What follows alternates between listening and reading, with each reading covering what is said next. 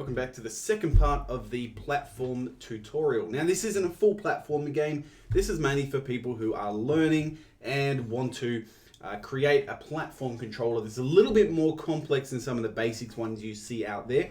But don't really need to go into all the other stuff like tile maps and tile layout. There's loads of cool stuff out there about that. This one is for taking that platformer to the next level. We're not talking AAA, we're not talking like Dead Cells level of animation here, but we are talking about having some rolling, our sliding, which we've got in, and I noticed a few bugs in there, so we're going to fix those in this video. Having some cliff hangs and some attacks and multiple attack animations, as well as being able to cancel out of them.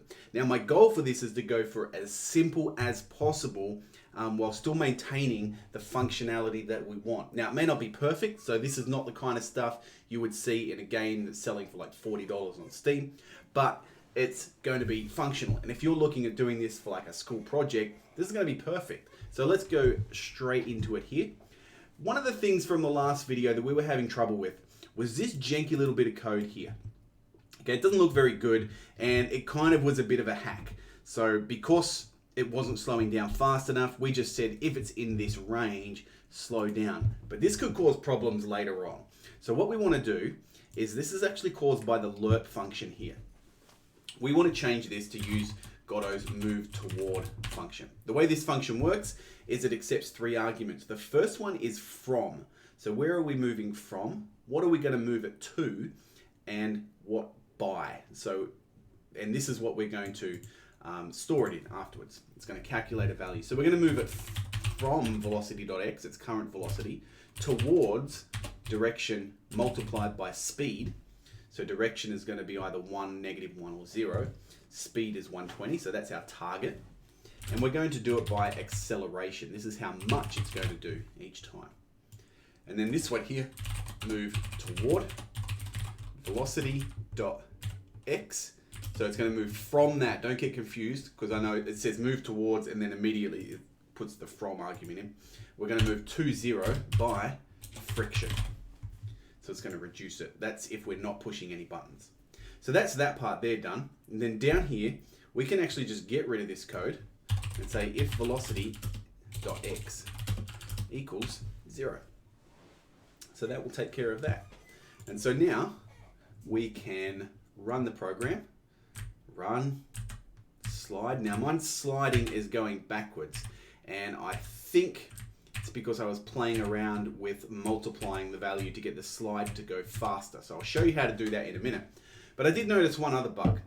For some reason, I put this here into the running state instead of the rolling state. It doesn't actually matter in this case, but it is the wrong place, and I don't know what bugs it's going to cause later. So I'm going to put it back in the right place and then test that and make sure that it still works. It does. Cool. Now the rolling bit, we can, and I think this line of code here is not correct, by the way,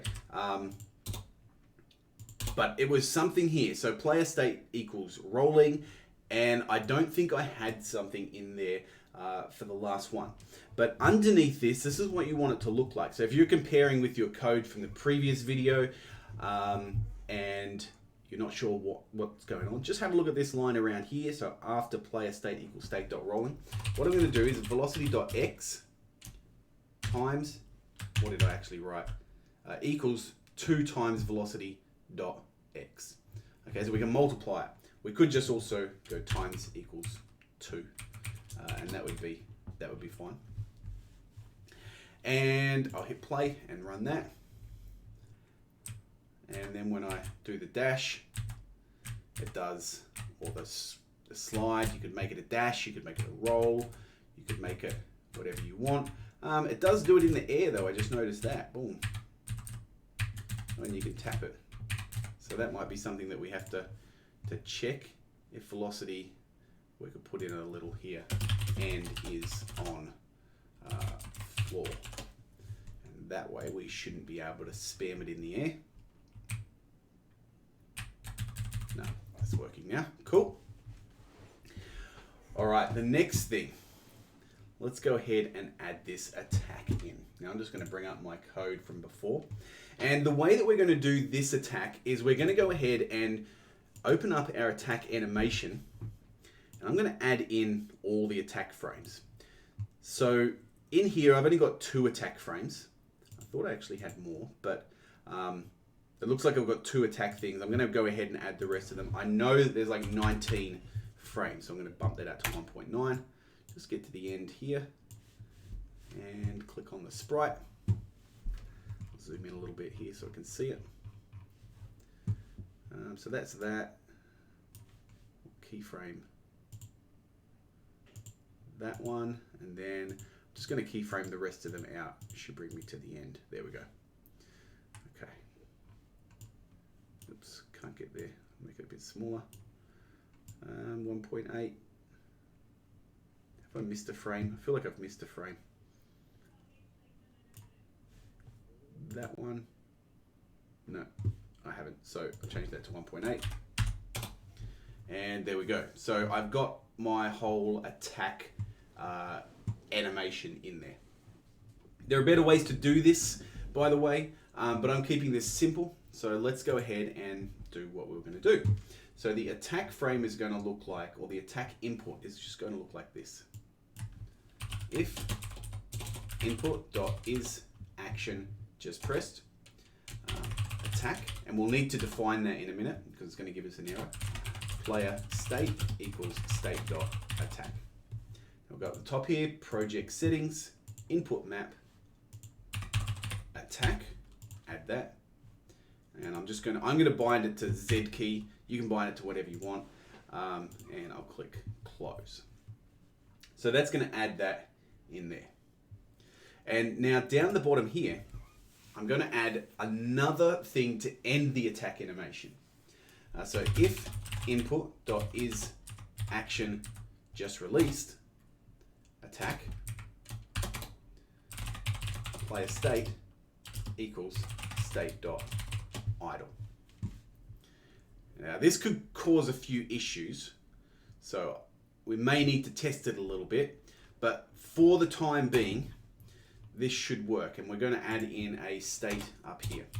So state.attack, $animation player .play attack, and then we'll do the same thing here with the yield, like that.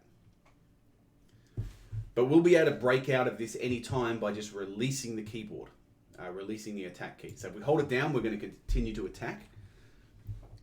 So if I hold it down, my guy continues to attack. And he can only attack once and then it's done. Oops, so that's a problem there. Okay, so what happens is that if I start attacking while I'm running, he just keeps sliding, which isn't what I want. I can't attack in the air, so that's good. So what we need to do is we need to add in another if statement here. So this is kind of the thing with state machines, is there are a lot of if statements checking different things. So if player state equals, actually we can put it at the top here, because this could be used for other areas. I know it's called update animation, but we could use it for other things as well. However, we won't, because we've got a yield here, so it won't actually continue to do things. So let's go ahead and put it down here. If player state equals state.attack, we're going to use that move towards again. Velocity.x equals move toward, and we're going to move from velocity.x towards 0, and we'll move toward it at friction again. So that's just going to slow us down very quickly when we're attacking. And so if I run and attack, it slows me down, and I do that attack, and then I'm good to go.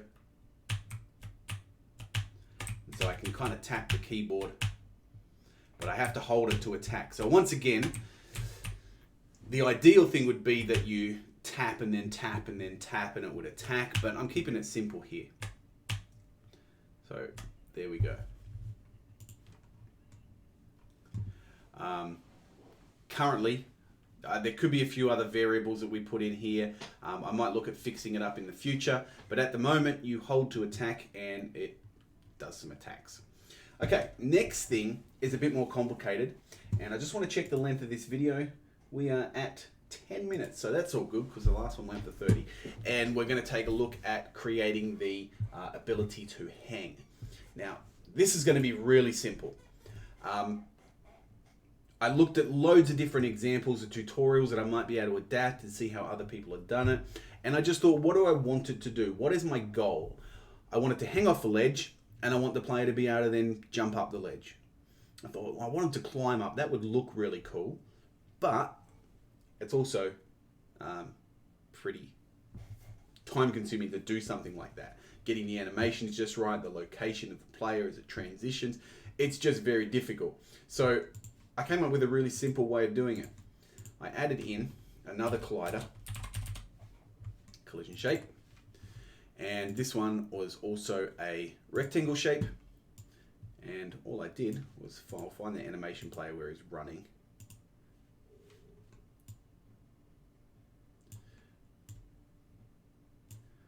I actually made this collider a little bit smaller, like that. And then this, I'm going to go ahead and add a new animation so I can get this perfect. Add new, it's going to be called hang. Oh, I've already done this.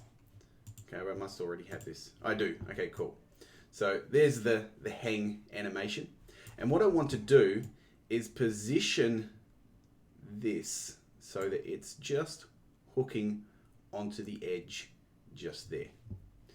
And hopefully this will flip around to the other side. If not, we'll have to test it. But that is going to hook onto the edge just there. Now that in itself is not enough, and I'm just going to make this a little bit bigger for the run or idle animation. There we go. Oops. I just want to grab that thing behind him and shove it up a bit. There we go. All right, so this is in itself is not enough because what it's going to do, this counts as the collider for the kinematic body. So if this is touching the floor, it's going to think it's on the floor and he's just going to stand still like in this animation. So I'm just going to call this hang checker or hang collider. I could bring that in a little bit more, but it's probably fine for now. I'm also going to add in a raycast. So this raycast is going to go here, and I'll call it hang checker. And I'm just going to move it with the arrow keys because sometimes it's a bit fiddly when it clicks. So I'll put that there. Make sure you enable it, and I'm just going to make it go to like 3 on the Y, really small, probably less than that, maybe even 2. That's all good. Okay, now the code for this is pretty straightforward. It's very simple. Let me just find where I wrote it. It's in here.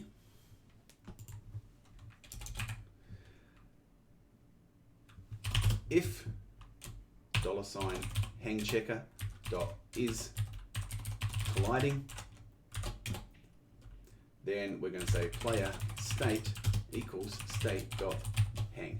Now that means we're going to have to go up here and add hang to our list of enumerators, and then we'll add this in here, state dot hang $animation player dot play hang. Now I'm pretty sure that's it. Let's just check.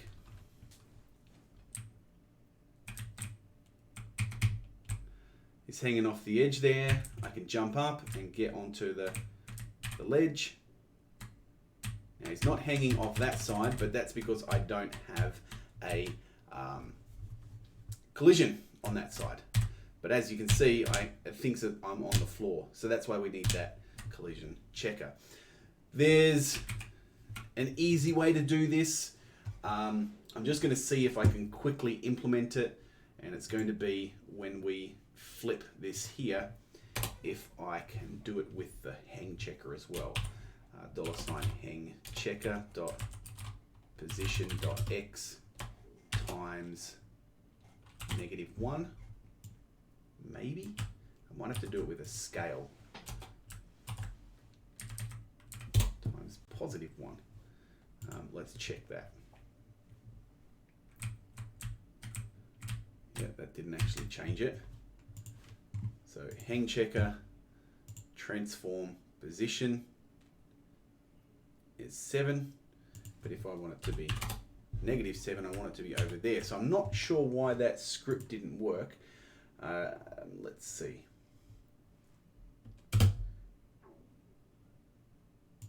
Oh, times equals. That would probably do it. Otherwise, it's just doing the calculation and not assigning it to anything.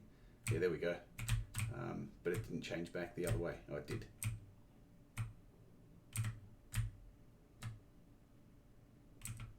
Weird.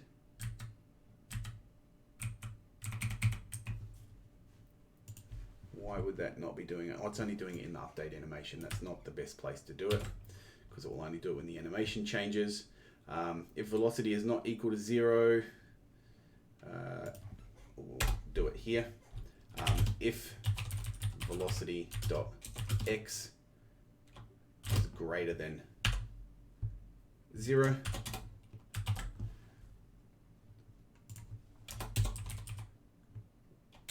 LF velocity dot x is less than 0, we'll times it by -1, and if it's equal to 0, we don't want to change it. So we don't want it to just kind of flip back to a default position, because when it gets to here, that's all good. And then if I go to here, see, it flips back to that other side for some reason. So that's a bit of a bug.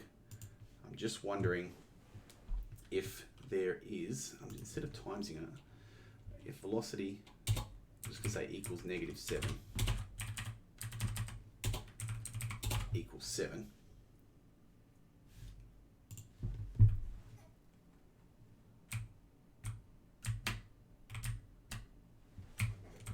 I'm going to zoom in on the camera so that you can see it a little bit clearer as to what I'm actually seeing.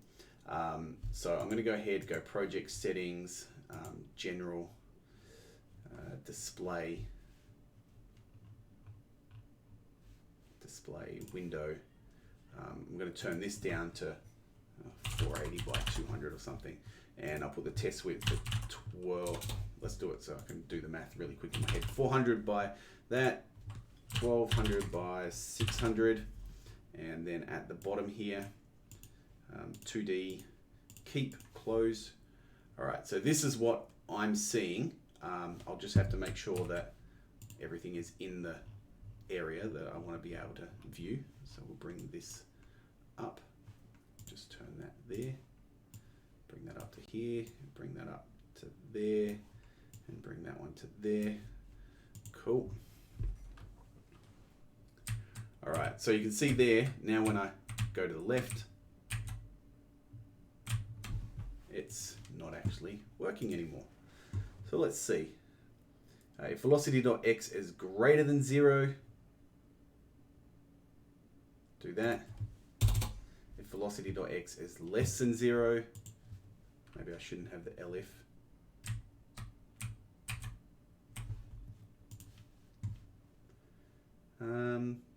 Man, that is weird. What I know there's something that I'm doing wrong here. So that's 7 there, and I'm just going to print out its position.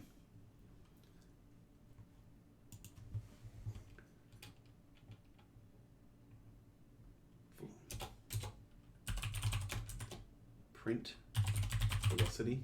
I'm going to stop that other print statement happening. Just there. So print velocity, and also print $, hang checker dot position. Let's see what those two things are doing. Let's do it side by side so it's easier to distinguish while it's spamming it down the bottom.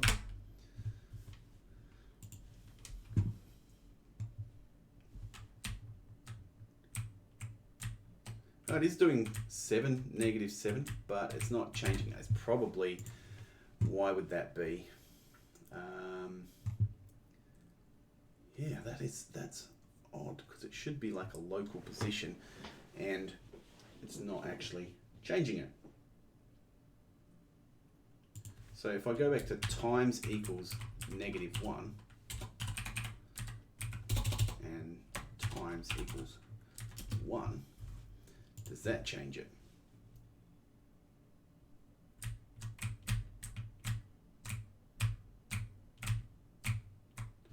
Doesn't change it at all. Well, I'm not going to spend any more time on this. If I fix it in the next video, I will update it if I find a fix for it. Or I'll just put it in GitHub and make a note there. But what I'm going to do instead is just do the cheat here, hang checker 2. We'll zoom in on it. Move it over to the other side. Look at that. Should have done that ages ago. Okay, and then I'll just add the code for that. Let's get rid of this one because that's not working, obviously. And then down here, if hang checker is colliding, or $hang checker 2 dot is colliding, state.hang, all good. Now I can probably, oh, now it's flipping. What the heck? Why is it flipping? I don't even have code on it to flip. Oh, up here, that was still on it. That's probably why. But anyway, all right, let's see if it works.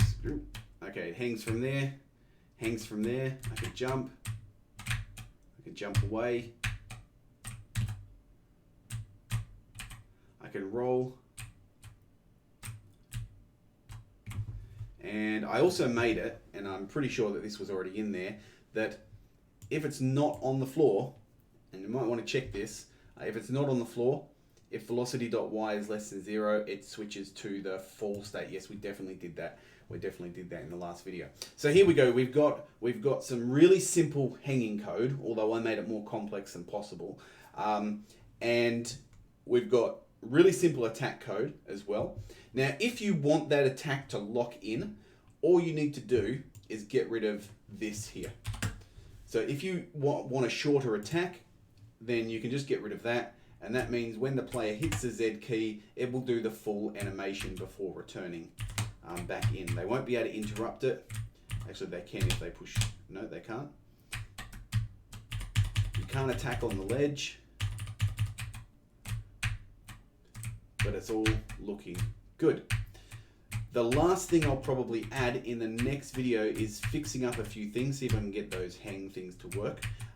But adding a double jump effect and possibly a wall jump.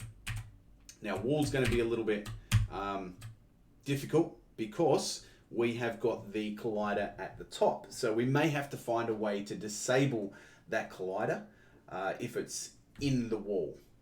And we'll figure that out. But it's all looking pretty good. I'm happy with this. I'm happy with that. All good. See you in the next video.